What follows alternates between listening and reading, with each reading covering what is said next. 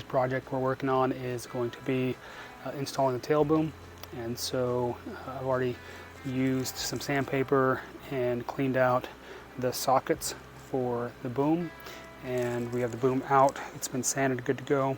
And then the vertical stabilizer is in place, or is ready to go as well. So this is going to be just a fit up, make sure it fits, make sure I've got the measurement there. I've got a line drawn on the tube. I'll grab a picture of that that shows the depth, so we'll work on that. I have a couple of shims. The back collar is a little bit tight, and so we'll work on getting in place.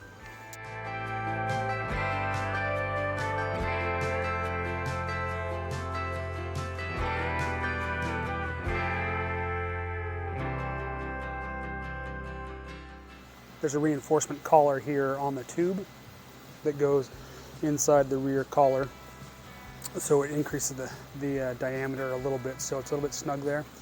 Talking with Jay, one of the tricks is putting the front of the fuselage against something that's solid so that I can push against it and just do this by myself as opposed to having to have somebody come help me. So we'll see how that works. And what I'm going to do here is just put a couple of shims in here.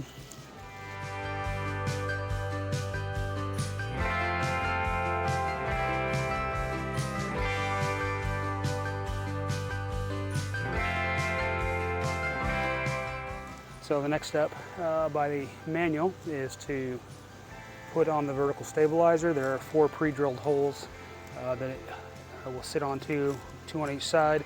That'll mount it, and then we'll balance the frame, and then we'll adjust it vertically so it's in line with the frame. We should be good to go.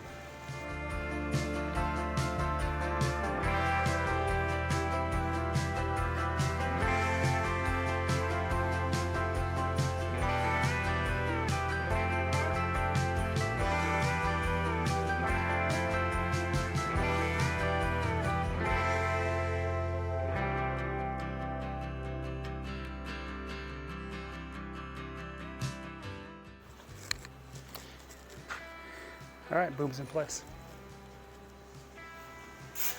Leveled the frame. It is showing 0 on that side. And then we're going to check the back. Marked off the same spots on both sides here. And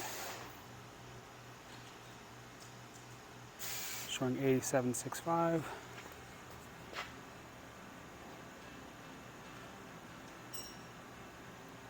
And 87.65. So now I will drill the collar holes in the pre-drilled holes. And so we'll be drilling the holes in the collars with number 30 drill bit, and then using the bronze clecos to hold it in place.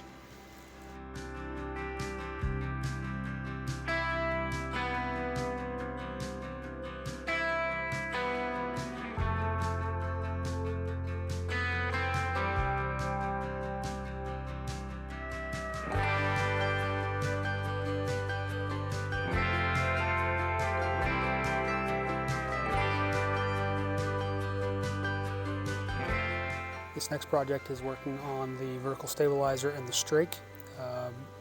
They're pre-formed from the factory generally to the shape they need to be. So the vertical stabilizer has a couple of reinforcing pieces, and it had 2 pre-drilled holes on each side, so 4 holes total that match up to the boom to make sure it's square. So place that on top here, marked out 1.5 inch spacing approximately to make it fit with the reinforcement plates here, and went through, drilled those out at 40s, got all clecoed into place, made sure it was nice and firm.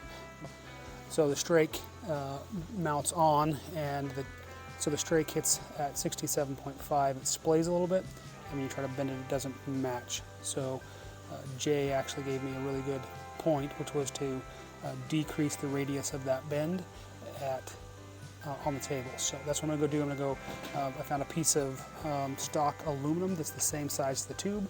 I'm going to put that on a table with a hard surface of board, and I'm basically going to roll it back and forth to open up that bend, and then add a little bit of the bend on the sheet to match the tube so that everything lines up the way it's supposed to. What we'll do is we'll start on the end here. We'll put it in, just push down, and just roll it out. And what I'm looking for is to get the Strake skin to just lay flush on this. And I'm probably going to go back about 6 inches because I want it to be tight up here on the bend, so when it meets the vertical it matches just about perfect. So just going to apply a little down pressure and out pressure, and that's about 6 inches. That's about as far as I want to go.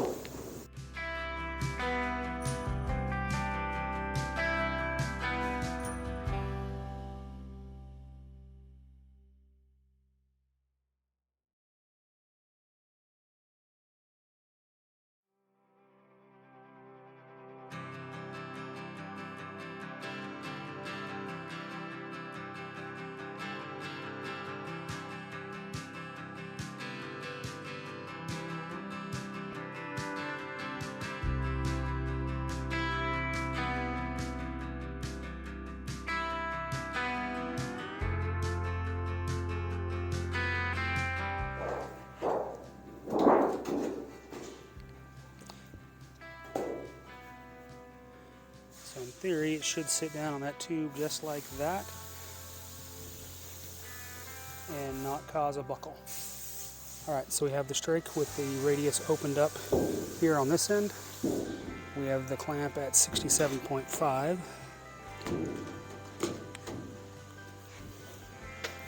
Still tight up on this end, matches the vertical stabilizer perfectly and allows us just to roll that over perfectly. I'm just going to tape the front edge down on both sides so it doesn't slide forward or backwards on me. I'm going to leave the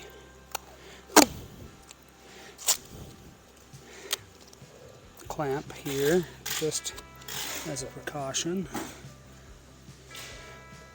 Alright, that worked perfectly. So if this radius opened up, it sits nice and flush on the tube, on the tail boom tube, and skins are lined up. That side's perfect. This side is maybe like a 1/16 difference between the two skins, which is not enough that I'm going to worry about. And the rest lays flat, and I've got a nice good curve all the way through with pushing out as opposed to being concaved in and having to be pulled out. So and then back here, when we do those, it does not change anything.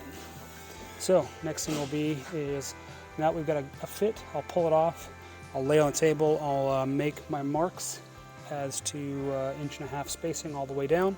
I'll do horizontal as well as vertical, and then we'll come back, I'll mark them and drill them on this sheet on a hard surface, and then once they're all drilled, bring them back and then match drill the holes off of the Strake into the vertical and into the tube. The Strake's been drilled along the horizontal and the vertical edge with the number 40 drill bit, 1/2 inch spacing from bottom up, and it's been put in place. The stretching of the radius here worked out perfect. It's sitting nice and smooth. I have the clamps up front at the 67.5 inch mark. Have another clamp just here just to put a little pressure down, so if it shifts forward at all, it's going to keep it down tight. So there's a nice tight seam there.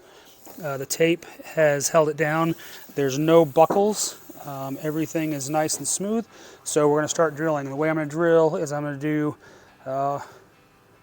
the bottom corners, and then I'll do one out and one up, and just work my way forward and up, so that way if there's any stretch, it'll push the metal up and out, and hopefully keep everything nice and tight. Some good seams on the edges, just a little bit of finger pressure, and so it looks like this is going to be a good fit. So we'll get started with that.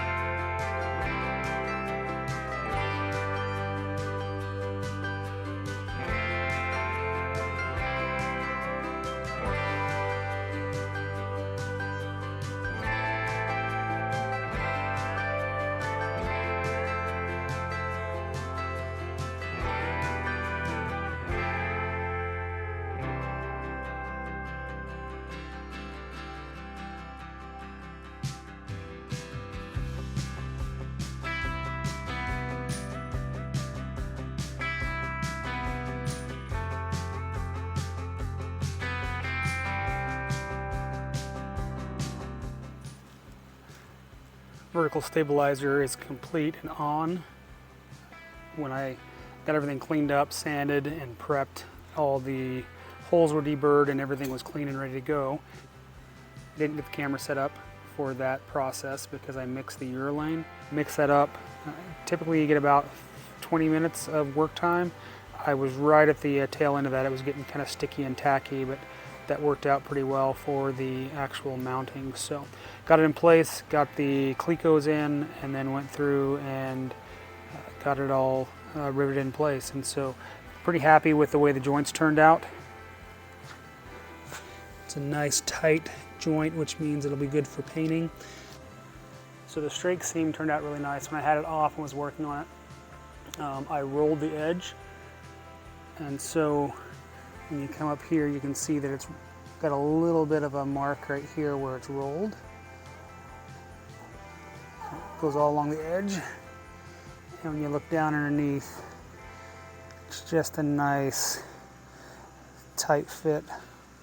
Right there's got a little bit of a gap, but otherwise that'll be fixed with a little bit of a mallet. And then the vertical I did not roll because it has the support plates on there. So you can see that gap. The difference is this gap right there to up here where it gets nice and tight against the tube. So it turned out pretty nice and happy with it works. And then down in there on the vertical stabilizer, you can see where I also utilized some urolane on those edges to get a nice tight seal on there all the way around.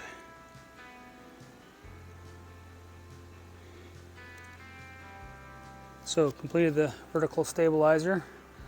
Once again, you can see the seam on that edge all the way down, looks really good. And then I do the same thing on this side with the Strake.